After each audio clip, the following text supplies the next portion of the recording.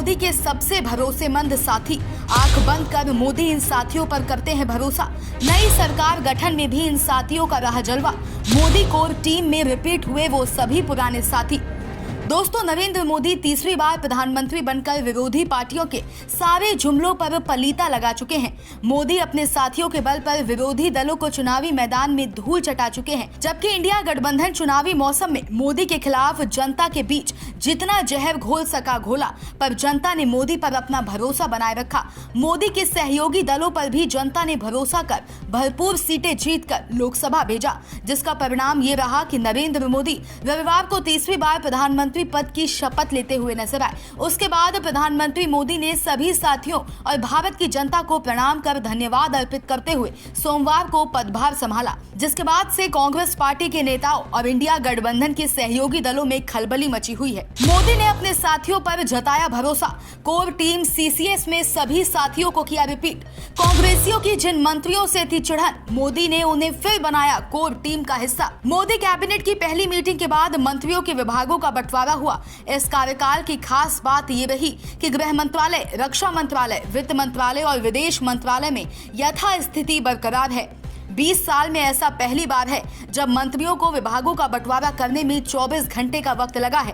मोदी सरकार का तीसरा कार्यकाल शुरू हो गया है। रविवार शाम को नरेंद्र मोदी ने कुल 71 मंत्रियों के साथ प्रधानमंत्री पद की शपथ ली थी। इसके 24 घंटे बाद सोमवार को मंत्रियों को विभागों का बंटवारा किया गया है।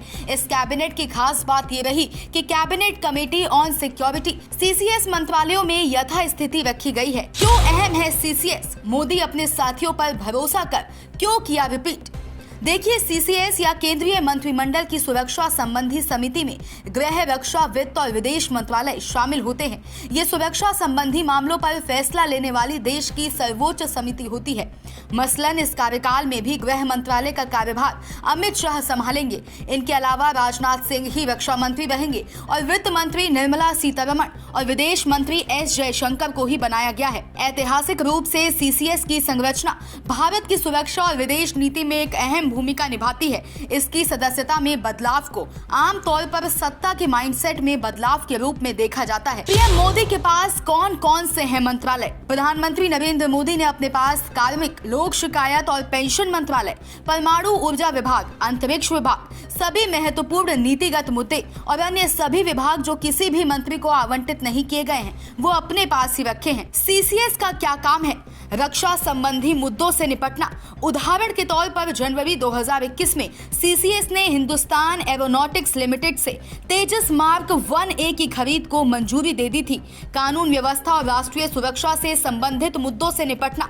समिति भारत की राष्ट्रीय सुरक्षा को बढ़ाने के लिए समय समय पर की जाने वाली विभिन्न पहलों पर चर्चा करती है। भारत की सुरक्षा को प्रभावित करने वाले अंतर्राष्ट्रीय सौदों से संबंधित मुद्दों पर चर्चा करती है। राष्ट्र की सुरक्षा के इर्द गिर्द घूमने वाले राजनीतिक मुद्दों पर चर्चा करती है और उससे निपटती है। राष्ट्रीय सुरक्षा तंत्र की आवश्यकता का मूल्यांकन करती है और राष्ट्रीय सुरक्षा को बढ़ाने के लिए जरूरी परिवर्तन करती है। रक्षा उत्पादन विभाग और रक्षा अनुसंधान और विकास विभाग के संबंध में 1000 करोड़ रुपए से अधिक के पूंजीगत व्यय से जुड़े सभी मामलों पर विचार करती है।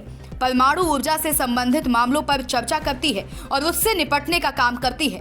Bureau report, Sam TV. Subscribe करें साम टीवी, क्योंकि हम आ गए हैं अब आपके बीच। दिखाएंगे सत्ता के वादों और अपराधियों के एक एक कारनामे की हकीकत। और हाँ, अगर आपके पास भी हो कोई ऐसी खबर तो कमेंट करके हमें बताएं, क्योंकि बिना डर और दबाव के हम दिखाते हैं हर एक खबर डंके की चोट पर।